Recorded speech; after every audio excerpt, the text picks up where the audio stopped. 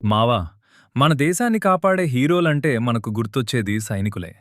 కానీ తన ప్రాణాన్ని పణంగా పెట్టి ఆ సైనికుల ప్రాణాలను కాపాడిన హీరో ఒకరున్నారు. ఆ హీరో టైసన్ అనే డాగ్. టైసన్ కేవలం డాగ్ కాదు, ఒక రియల్ సోల్జర్.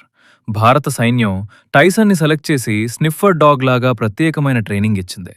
రోజుకు గంటల కొద్దీ ట్రైనింగ్ ఇచ్చి బాంబులను కనిపెట్టడం, శత్రువుల వాసనను గుర్తించడం వంటి స్పెషల్ టాస్కుల్లో ట్రైనింగ్ ఇవ్వడం వల్ల టైసన్ క్రమంగా ఒక సాధారణ కుక్క నుంచి దేశాన్ని కాపాడే ఒక సైలెంట్ వారియర్గా మారింది.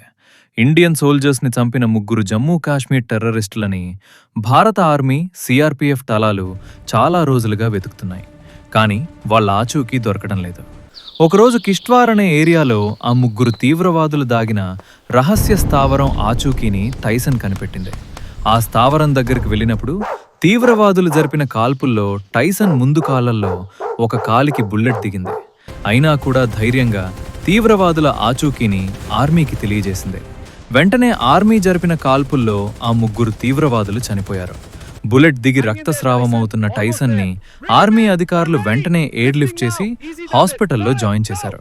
టైసన్ కండిషన్ స్టేబుల్గా ఉండి కోలుకుంటుంది. A big salute to the brave hero Tyson.